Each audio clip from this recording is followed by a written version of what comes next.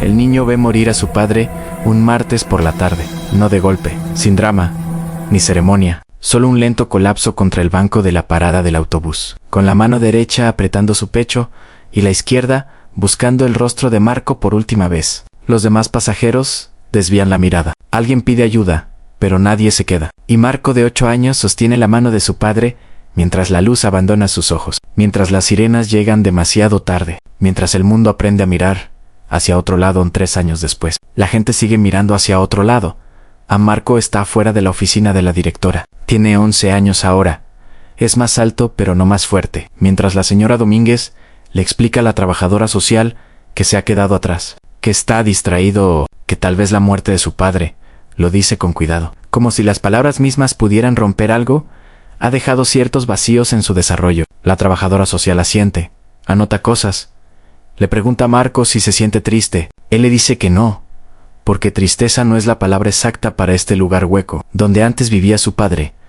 Viven en el pequeño apartamento ahora, solo Marco y su tía Rosa, quien hace lo que puede, pero trabaja turnos dobles en el hospital y llega a casa oliendo a desinfectante y agotamiento. Ella le prepara el desayuno antes del amanecer, le deja dinero para el almuerzo, le envía mensajes recordándole que haga la tarea, que cierre la puerta con llave, que recuerde que es amado. Pero el amor y la presencia no son la misma cosa. Los jueves por la tarde, Marco camina hacia el cementerio. Está a 3 millas de la escuela, pasando por la construcción donde los hombres gritan en español y el polvo flota dorado en el aire, pasando por la bodega donde el señor Chun siempre pregunta por sus calificaciones, pasando por el parque donde otros niños juegan juegos que él ya no entiende. Camina porque el autobús le recuerda aquel martes, porque seguir adelante se siente como dejar a su padre más atrás, porque ante la tumba puede fingir que la conversación nunca terminó. Le cuenta a su padre sobre la escuela, sobre cómo la señora Domínguez no entiende que él sabe las respuestas, solo que ya no puede hacer que su boca las pronuncie, sobre cómo los otros niños han dejado de invitarlo a cosas, no porque sean crueles, sino porque el duelo incomoda a la gente. Y los niños pueden oler la incomodidad como el humo, sobre cómo la tía Rosa se esfuerza tanto que le rompe el corazón un poco más. Cada día su padre no responde. La piedra dice Padre amado en letras que Marco recorre con sus dedos hasta que se calientan. Este jueves de principios de octubre, el aire sabe a lluvia que aún no ha caído. El cielo está gris y cargado. Marco se arrodilla en la hierba, arrancando maleza de alrededor de la lápida, de la manera en que su padre le enseñó a cuidar el pequeño jardín que alguna vez tuvieron en su balcón. Los tomates están muertos ahora. La tía Rosa olvidó regarlos, o tal vez se acordó y no pudo soportar mantener vivo lo que pertenecía a alguien que ya no está.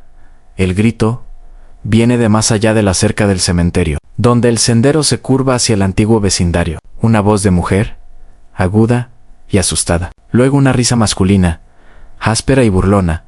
El primer instinto de Marco es quedarse quieto, ser invisible de la manera en que ha aprendido a hacerlo en la escuela, en el apartamento, en el mundo que ya no tiene un lugar guardado para él. Pero la voz de su padre vive en algún lugar de su pecho. Y la voz de su padre está haciendo una pregunta. Si no eres tú, entonces ¿quién? La cerca es de malla y fácil de escalar. Marco salta al otro lado y corre hacia el sonido, con su mochila rebotando contra su espalda, su respiración agitada no por el esfuerzo, sino por la repentina y aterradora posibilidad de que él pueda importar de nuevo. En el sendero se abre a un claro, donde 2 hombres han acorralado a una mujer contra el tronco de un roble. Ella es Mayoere, tal vez de la edad de la tía Rosa, con hilos grises en su cabello negro y las manos levantadas frente a ella, como si tratara de detener algo que ya ha comenzado. Los hombres son jóvenes, de 20 y tantos años, vistiendo ropa demasiado buena para este vecindario, con los rostros enrojecidos por el alcohol, la prepotencia o ambos. ¿Vamos? Abuela, solo danos el bolso, dice uno de ellos, tratando de alcanzar la cartera de cuero, desgastada, que ella aprieta. No tengo nada, dice ella en español. Y su voz tiembla, pero no se quiebra. Por favor, solo voy caminando a casa.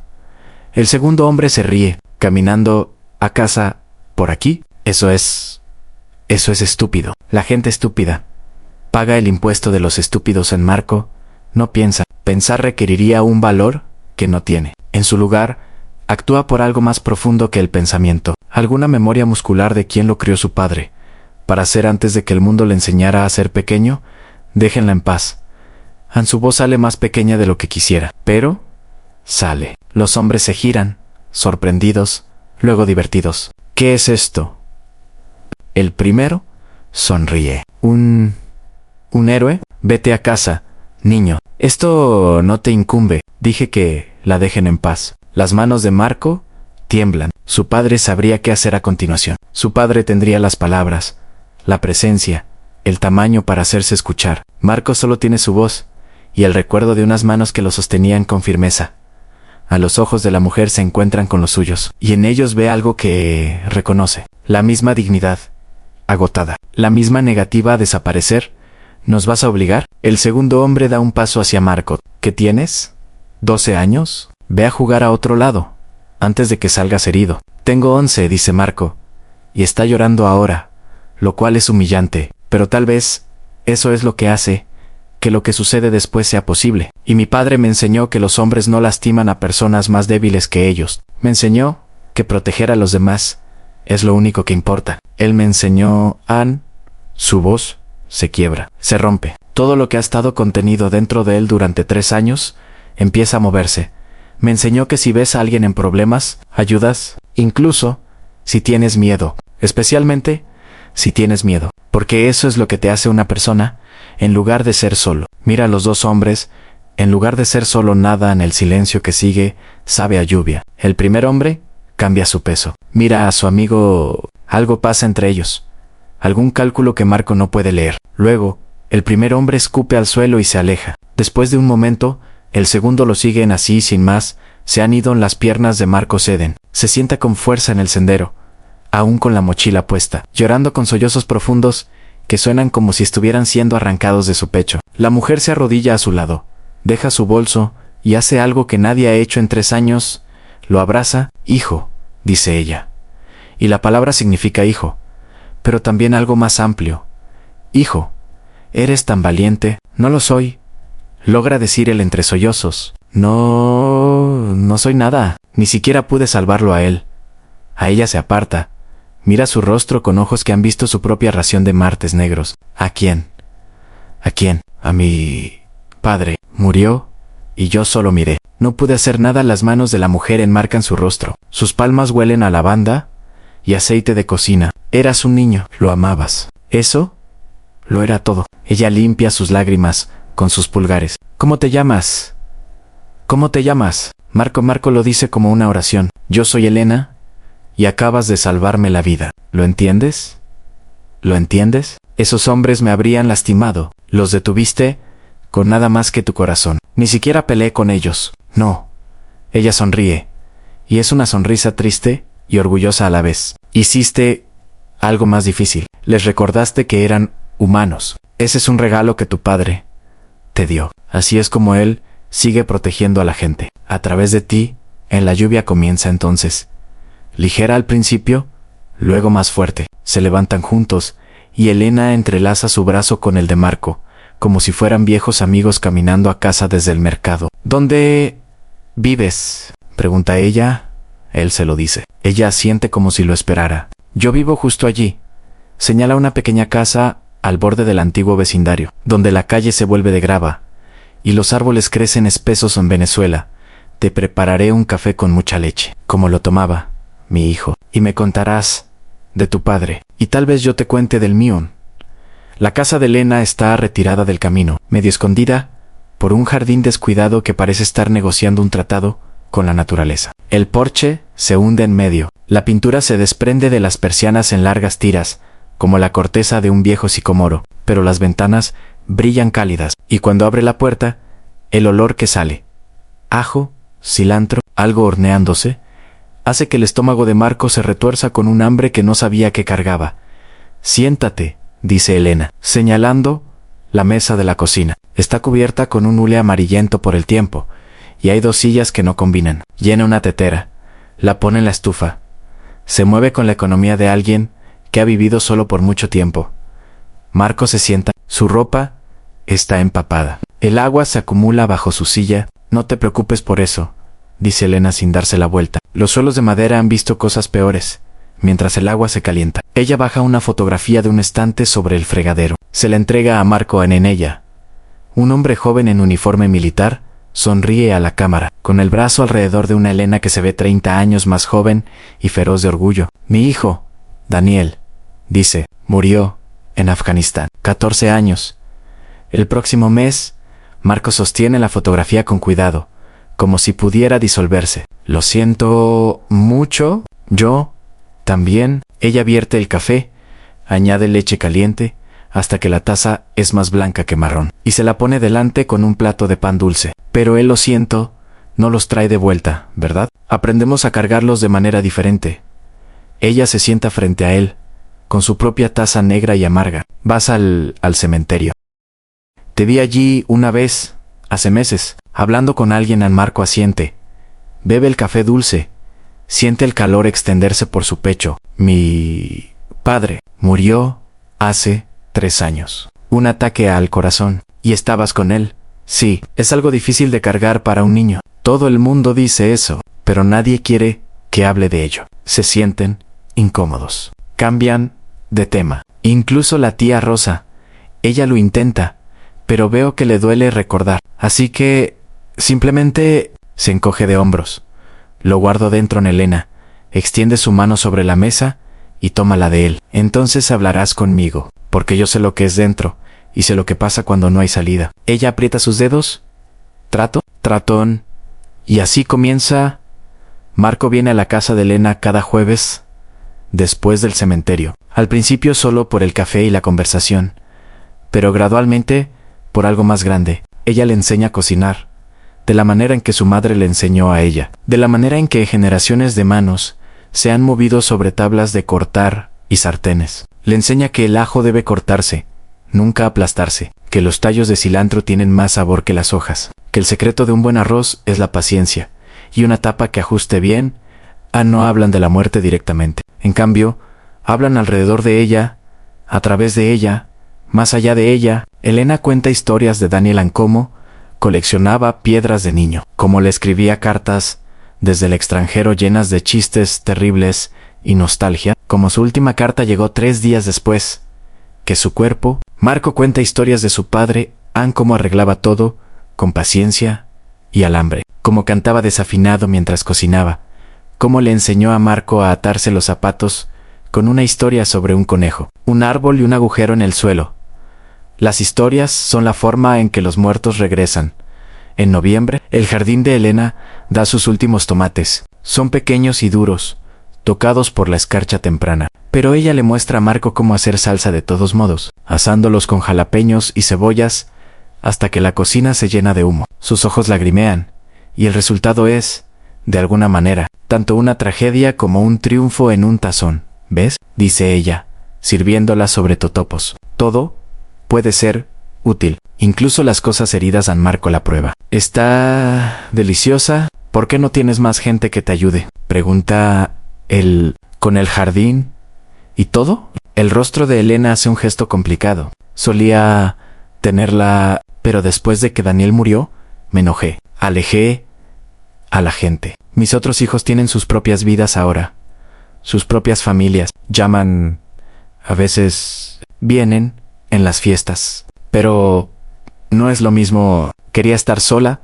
con mi dolor. Mira a Marco. Gran error. El dolor es un compañero terrible. Necesita compañía o te come por dentro. ¿Te arrepientes? ¿Te arrepientes de haberlos alejado todos los días? Pero el arrepentimiento es solo otra clase de peso. ¿Aprendes a cargarlo o lo dejas en el suelo? Empieza a lavar los platos. ¿Y tú? ¿Tu tía es buena contigo? Ella lo intenta. ¿Qué? Pero siempre está trabajando. Y creo, vacila ... CRIO, que la pongo triste, porque me parezco a él. Eso no es culpa tuya. Lo sea, pero saberlo no lo hace más fácil. Elena se seca las manos y se gira para enfrentarlo por completo. Marco, escúchame. Tienes 11 años. El mundo va a intentar enseñarte que eres demasiado joven para importar, demasiado pequeño para hacer una diferencia, demasiado roto para ser útil. No te lo creas. No te lo creas, te pusiste entre el daño y yo con nada más que tu voz. Eso es poder. Eso es legado. Ese es tu padre viviendo a través de ti. Pero ¿qué pasa si no soy lo suficientemente fuerte? ¿Suficientemente fuerte para qué? Él no tiene una respuesta. En diciembre cae la primera nieve y la calefacción de Elena muere. Marco la encuentra en el porche, envuelta en 3 abrigos, tratando de convencer a la llama piloto de que vuelva a encenderse. Juntos lo resuelven, siguiendo el manual, con dedos rígidos por el frío, hasta que finalmente la llama azul prende y se mantiene. «Listo», dice Elena, triunfante. «Ves, nada es imposible». Pero la semana siguiente, el techo empieza a gotear. La semana después, una tubería se congela y revienta. Elena se ríe cuando Marco llega y la encuentra secando el agua del suelo del baño. Pero hay algo quebradizo en el sonido. «Tal vez la casa solo está cansada», dice ella. «Tal vez quiere descansar». «Las casas no se cansan», dice Marco. «Solo necesitan reparaciones». «¿Y quién la va a reparar?» «Tengo 74 años, hijo. Me duele la espalda. Me tiemblan las manos. El mundo me está recordando suavemente que ya me quedé más tiempo de la cuenta. Eso no es verdad». «¿No lo es?» Ella escurre el trapeador. «Mis hijos quieren que venda este lugar, que me mude a una de esas comunidades donde todos juegan bingo y esperan a morir. Pero esta casa...» Se le quiebra la voz. Daniel creció en esta casa. Sus marcas todavía están en el marco de la puerta del pasillo.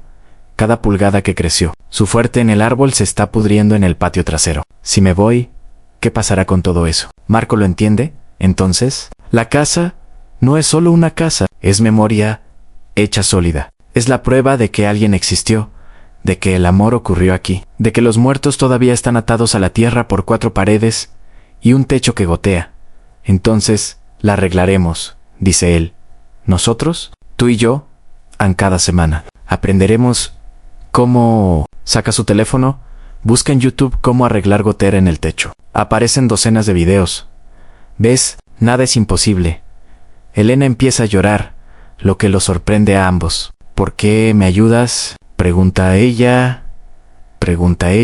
¿Qué ganas tú con esto? Marco piensa en la pregunta, en las tardes de jueves, que ya no se sienten como ahogarse, en las manos que huelen a ajo y cilantro, en las historias que traen a los muertos de vuelta a la habitación. Un lugar para recordar, dice él. Empiezan por lo pequeño, sellando ventanas, reemplazando empaques en grifos que gotean. YouTube se convierte en su maestro. 1000 manos enseñándoles a medir 2 veces y cortar una. Cuando usar un destornillador de estrella frente a uno plano, ¿por qué nunca, jamás? Se salta la imprimación. Marco descubre que es bueno en esto. Sus manos, más pequeñas que las de Elena pero más firmes, pueden llegar a espacios estrechos. Sus ojos jóvenes pueden leer la letra pequeña del manual. Y la voz paciente de su padre, alojada en algún lugar de sus huesos, lo guía a través de la frustración de tornillos barridos y piezas que no encajan del todo. Para enero. Han arreglado la gotera del techo, reemplazado 2 ventanas rotas y reconstruido los escalones del porche delantero. La casa todavía se ve cansada, pero se ve amada de nuevo, cuidada y recordada en la tía Rosa. Nota el cambio en Marco. Está menos hueco, más presente. Lo acorrala un domingo por la mañana, con una taza de café en la mano y ojos preocupados. ¿Quién es esa mujer?, pregunta ella. Esa, tal Elena. Marco se lo cuenta todo. El enfrentamiento en el bosque, el café y el pan dulce, las reparaciones de la casa, las historias sobre su padre. Tía Rosa escucha sin interrumpir. Cuando él termina, ella deja su café y lo atrae hacia un abrazo. Tu padre estaría tan orgulloso, susurra. He estado tan preocupada. Pero... ¿te estás? Se aparta, mira su rostro. Te estás convirtiendo en alguien. ¿Puedo verlo? Me estoy convirtiendo en mí, dice Marco. Solo lo olvidé por un tiempo. ¿Puedo conocerla? ¿A esa Elena? Creo que le gustaría mucho a Anne, pero antes de que la tía Rosa pueda visitarla, antes de que Marco pueda presentar a las 2 mujeres que le están enseñando a vivir con la pérdida. Todo se derrumba. Sucede un jueves, a finales de enero. Marco llega a la casa de Elena y la encuentra en el suelo de la cocina, respirando con jadeos superficiales, con una mano presionada contra su pecho, el mismo gesto que hizo su padre, la misma mirada en sus ojos. No, dice Marco, y la palabra sale como una oración. No, no, no, llama al 911. Su voz es sorprendentemente firme. Les da la dirección, los síntomas, su nombre. Luego se arrodilla junto a Elena y toma su mano. Aquí estoy.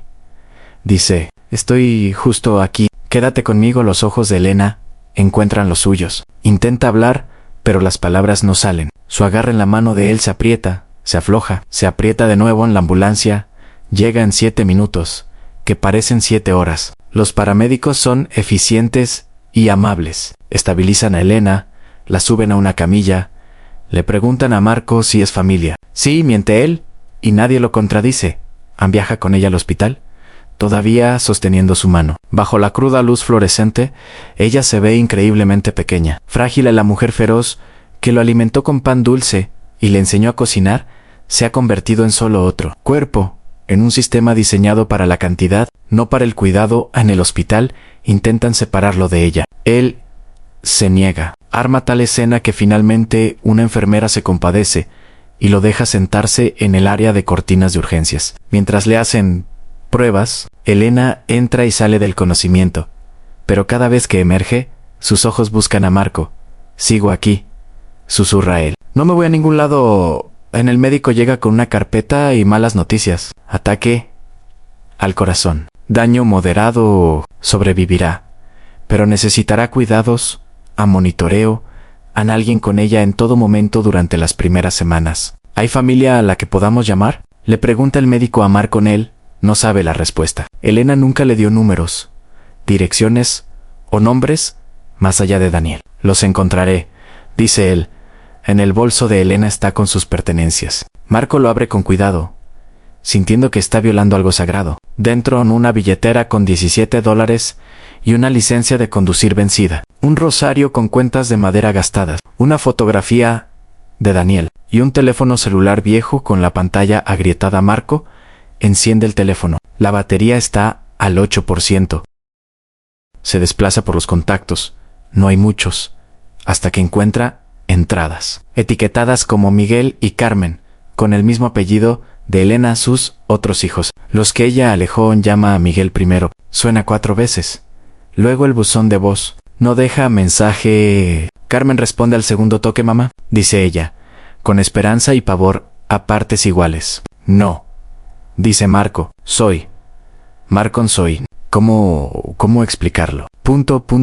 S.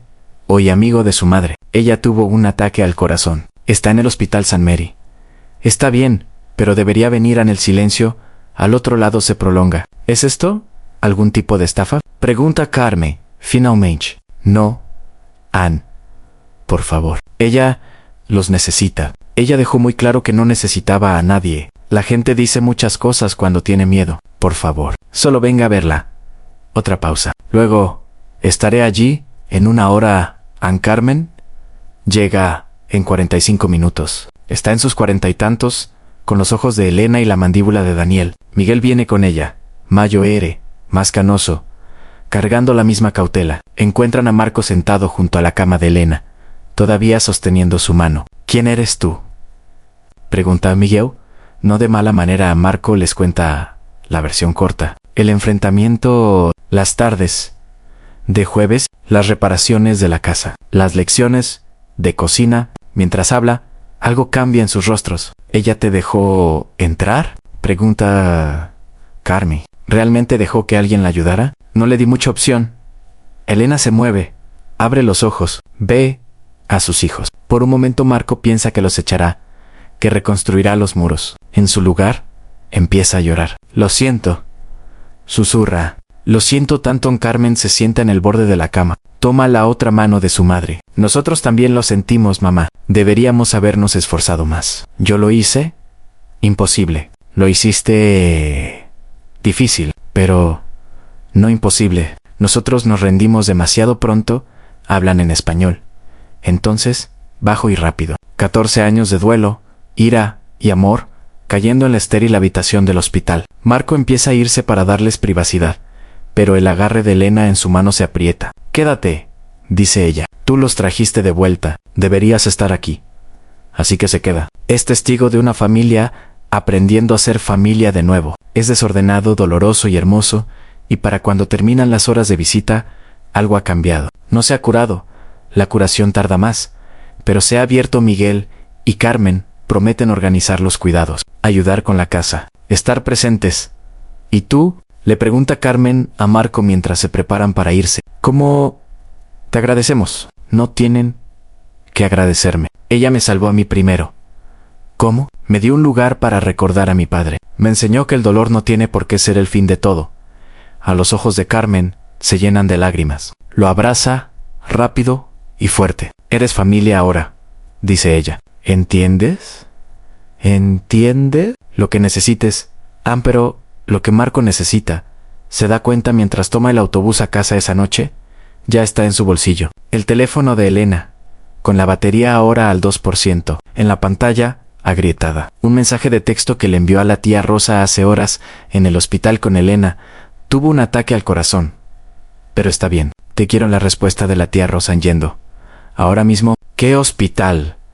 ¿Qué hospital? Y debajo de ese, uno más reciente, el médico dice que está estable. Estoy aquí, contigo. Estamos en la sala de espera. Ven a buscarnos cuando estés listo. ¿No estamos a nosotros? El lugar hueco donde solía vivir su padre se siente, por primera vez en 3 años, como si algún día pudiera ser algo más que vacío. Elena llega a casa en febrero, cuando el mundo todavía es gris, pero comienza a recordar el verde. La casa se ve diferente. Miguel ha reparado los canales de lluvia. Carmen ha limpiado las ventanas. Juntos han despejado lo peor del desorden, la evidencia acumulada de un duelo que se dejó sin atender. Empero, las marcas en el marco de la puerta permanecen. El fuerte en el árbol sigue en pie en el patio trasero. La fotografía de Daniel todavía vigila desde el estante sobre el fregadero en Marco. La visita los sábados, ahora en lugar de los jueves. Porque Elena tiene enfermeras los jueves, profesionales que controlan su presión arterial, cuentan sus pastillas y se aseguran de que esté comiendo. A él no le importa. El sábado es mejor de todos modos. La tía Rosa puede ir con él y cocinan juntos, los tres, llenando la cocina de vapor. Risas y el olor de las cosas hechas con esmero. En Elena se mueve más despacio ahora. Se cansa fácilmente, pero hay algo más ligero en su rostro, como si hubiera soltado un peso que había cargado durante tanto tiempo que olvidó que estaba allí. ¿Sabes en qué he estado pensando?, dice ella un sábado, mientras Marco pica cebollas y la tía Rosa revuelve el arroz. En el fuerte de Daniel, en cómo se está cayendo a pedazos, en que si no hacemos algo, desaparecerá en 1 año o 2. Podríamos arreglarlo, dice Marco. Oh, Elena hace una pausa, probando las palabras. Podríamos quitarlo, usar la madera buena para construir algo nuevo. Un banco, tal vez, para el jardín. Un lugar donde la gente pueda sentarse y recordar. A Marco deja de picar. La mira. ¿Estás segura? Estoy segura de que Daniel no querría que pasara el resto de mi vida tratando de preservar un pasado que ya se fue. Él querría que yo viviera, que permitiera que nuevas personas creen nuevos recuerdos. Ella sonríe. Le caerías bien. Marco él siempre quiso un hermano menor. Quitan el fuerte del árbol en marzo. Miguel trae sus herramientas. Carmen trae a su hijo, Lucas, que tiene 9 años, y está fascinado por todo el proceso. Juntos, desmantelan cuidadosamente la estructura, rescatando cada tabla que aún esté sana.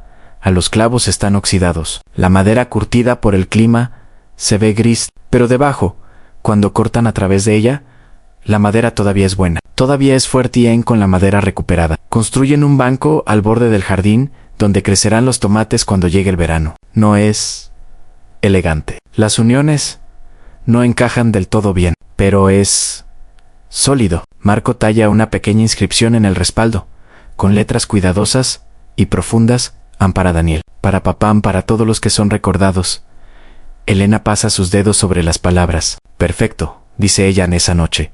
El teléfono de Marco suena. Es un número que no reconoce, casi no contesta, pero algo lo obliga a hacerlo. Hola, ¿hablo con Marco? Una voz de hombre, tentativa. Sí, habla Miguel, el hijo de Elena. Quería. Se aclara la garganta. Carmen y yo hemos estado hablando sobre lo que hiciste por nuestra madre, sobre cómo volviste a unir a nuestra familia. Y queremos hacer algo por ti, por tu educación. Hemos establecido un fondo para la universidad. Para lo que quieras estudiar, Marco se sienta en su cama, con el teléfono apretado contra el oído, incapaz de hablar. No tienes que decidir ahora, continúa Miguel, pero queremos que sepas que tienes opciones, que alguien está invirtiendo en tu futuro, de la misma manera en que tú invertiste en el presente de nuestra madre. No sé qué decir. Di que lo aceptas. Di que nos dejarás devolver un poco de lo que has dado. Está bien, susurra Marco. Está bien, Ann, después de colgar. Camina hacia el pequeño balcón, donde alguna vez crecieron las plantas de tomate de su padre. Las macetas siguen allí, llenas de tierra muerta. Levanta una maceta. Siente su peso mañana. Piensa, plantará nuevas semillas, no para reemplazar lo que murió, sino para honrarlo, para continuarlo. Ann, su teléfono vibra. Un mensaje de Elena: no puedo dormir, pensando en el banco, pensando en ti. Gracias por no rendirte con una anciana que se había rendido consigo misma. A Marco responde: no te rendiste, solo estabas descansando, preparándote para la siguiente parte. Elena, ¿cuál es la siguiente parte? Marco: no lo sé, pero lo descubriremos juntos.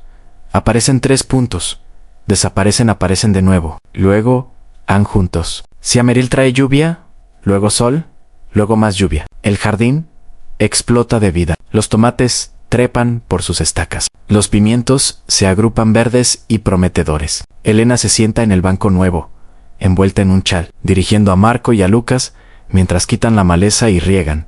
Un poco más a la izquierda, grita ella. A los jalapeños les gusta estar allí.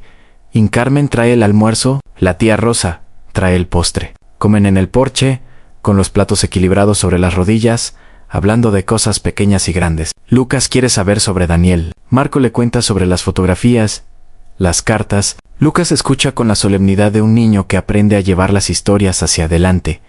¿Me contarás sobre tu papá?, le pregunta Lucas a Marco. Marco mira a Elena, ella asiente a Ann. Así que le cuenta a Lucas sobre un hombre que arreglaba las cosas con paciencia y alambre, que cantaba desafinado mientras cocinaba, que le enseñó a su hijo que proteger a los demás es lo único que importa. Cuenta estas historias y se da cuenta de que ya no duelen como antes. El dolor se ha transformado en algo más. No ha desaparecido. Nunca desaparece, pero es diferente, insoportable.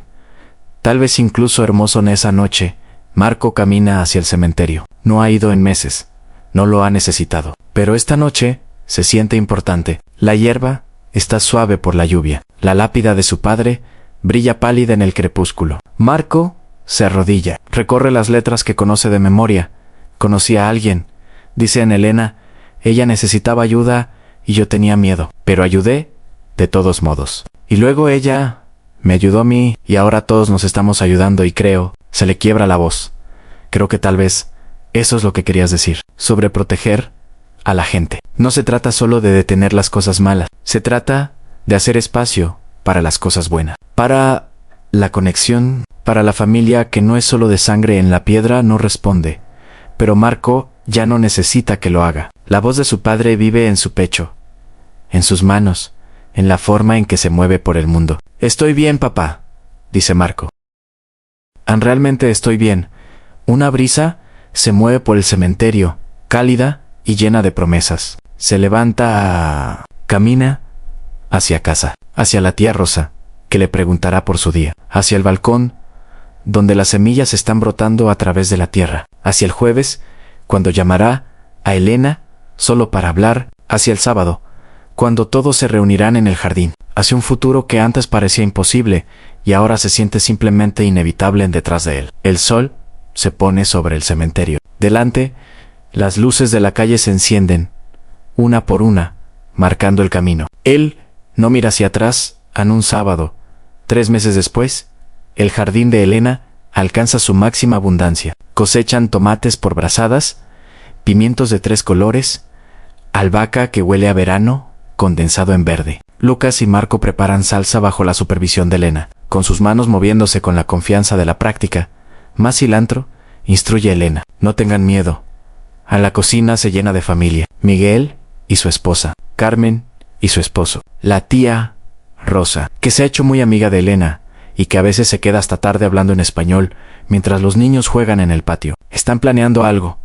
Estas 2 mujeres, algo sobre jardines comunitarios y programas para jóvenes. Algo sobre enseñar a otros niños lo que Marco aprendió, aunque el duelo puede transformarse. Que los muertos pueden seguir viviendo a través de los vivos. Que protegernos los unos a los otros es el propósito de todo Han en la cena, amontonados alrededor de la mesa de Elena, que ha sido extendida con una pieza de madera contrachapada y cubierta con un mantel nuevo. Miguel se pone de pie para hacer un brindis. Por Marco, dice, levantando su copa, que nos recordó que la familia no es solo la gente con la que naces, es la gente que eliges. La gente que te elige a ti. Todos beben. Marco siente que su rostro se enrojece. Y por Elena, añade Carmen, que finalmente dejó entrar a la gente. Yo no dejé entrar a nadie, protesta Elena. Marco derribó la puerta. Es cierto, concuerda Marco. Fuiste muy terca. Todos ríen. Lucas derrama su jugo. La tía Rosa lo limpia. Alguien empieza a contar una historia sobre Daniel. Alguien más responde con una historia sobre el padre de Marco. Las historias se entrelazan, los muertos y los vivos, el pasado y el presente, hasta que es imposible decir dónde termina uno y comienza otro. Después de cenar, todos salen a sentarse en el banco. Es demasiado pequeño para todos, así que se turnan o se sientan en el suelo a su alrededor. El sol se está poniendo, pintando el jardín de oro. Elena aparta a Marco.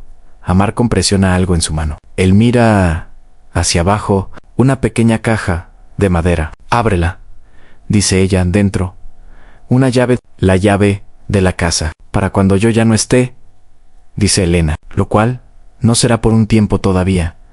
Si tengo algo que decir al respecto, pero algún día, y cuando llegue ese día, este lugar les pertenece a todos ustedes, para seguir creando recuerdos, para seguir cultivando cosas, para seguir. Su voz se corta, para seguir recordando. Elena, déjame terminar. Me devolviste a mi familia. Me diste una razón para arreglar las cosas rotas en lugar de dejar que se pudrieran. Me demostraste que un final es solo un nuevo comienzo si eres lo suficientemente valiente para dejar entrar a la gente. Ella acuna su rostro de la misma manera que lo hizo aquel primer día de lluvia. Tu padre está muy orgulloso de ti, Marco, y yo también. A Marco la abraza. Ella huele a lavanda, a aceite de cocina y a hogar. Gracias, susurra él, por todo. Gracias a ti, susurra ella de vuelta, por verme. Cuando todos los demás miraban hacia otro lado, el sol se sumerge bajo el horizonte. Aparecen las primeras estrellas. Desde el porche, alguien los llama para el postre, pero se quedan un momento más. La anciana y el niño, viendo cómo el jardín que construyeron juntos se asienta en el crepúsculo, un año después. Marco está en el cementerio con Lucas. Es jueves por la tarde. Han venido juntos porque Lucas pidió ver dónde está enterrado el padre de Marco, y porque algunas tradiciones están destinadas a ser compartidas. Marco se arrodilla, recorre las letras de la lápida. Lucas se arrodilla a su lado. ¿Qué dices? ¿Cuándo vienes aquí? Pregunta Lucas. Últimamente. Digo, gracias por enseñarme lo que necesitaba saber, por ser la clase de padre que me hizo querer ser la clase de persona que ayuda. Marco arranca algunas malezas. ¿Qué dirías tú? Lucas lo piensa. Diría que desearía haberlo conocido, que formó a alguien realmente bueno, y que nos estamos cuidando los unos a los otros. Ahora, tal como él nos enseñó. Marco sonríe. Eso es perfecto. Se sientan en silencio un rato. Luego, Lucas dice, Elena me dijo que Daniel solía coleccionar piedras. Me dio una de ellas. Está en mi cuarto. ¿Es un buen regalo? Dijo que los regalos son la forma en que nos mantenemos conectados. Que cuando le damos a alguien algo que le importaba a alguien que se ha ido, esa persona logra seguir viviendo un poco. Elena es inteligente. Dijo que tú eres más inteligente. Que lo descubriste cuando eras incluso más joven que yo. Yo no descubrí nada. Solo dejé de intentar cargarlo todo solo. Caminan de regreso juntos, tomando el camino largo, pasando por la construcción donde los hombres todavía gritan en español, pasando por la bodega del señor Chon, donde se detienen por un helado, pasando por el parque donde juegan los niños. Marco reconoce a algunos de la escuela. Ellos los saludan. Él les devuelve el saludo. En la casa de Elena ha aparecido un nuevo letrero junto al buzón. Proyecto de jardín comunitario. Voluntarios bienvenidos. Adentro, la tía Rosa y Elena están dando una clase a los niños del vecindario, mostrándoles cómo plantar semillas, cómo ser pacientes, cómo creer que las cosas pequeñas pueden convertirse en algo más grande. En Marco y Lucas se unen. Sus manos se mueven a través de la tierra, que huele a memoria y a posibilidad. A su alrededor, los niños ríen. El sol se filtra entre los árboles. En algún lugar de la casa, el café se está colando en el jardín. El banco lleva su inscripción AM para Daniel, para papá, para todos los que son recordados. Pero el recordar es solo el comienzo. El trabajo, el verdadero trabajo, está en el cultivar, en el cuidar, en la elección diaria de transformar el duelo en algo que alimente al mundo. En Marco, planta una plántula de tomate. Presiona la tierra con firmeza alrededor de sus raíces. Es pequeña ahora, apenas visible, pero con tiempo, agua, luz solar y cuidado, trepará hacia el cielo. Dará frutos. Alimentará a personas que nunca conocieron a su padre, que nunca conocieron a Daniel, que nunca conocieron ninguno de los nombres tallados en las piedras del cementerio. A 3 millas de distancia, empero, probarán el amor, sentirán el cuidado, aprenderán, tal vez sin saber que lo están aprendiendo, que protegernos los unos a los otros es el propósito de todo, que la familia es quien tú eliges, que los muertos viven a través de los vivos, aunque un final es solo un comienzo, si eres lo suficientemente valiente para plantar algo nuevo en una tierra que ha sido alimentada por la pérdida. Marco se levanta, se sacude la tierra de las manos, mira el jardín que se extiende ante él, a los niños que aprenden a cultivar cosas, a Elena, enseñándoles con las mismas manos pacientes que le enseñaron a él.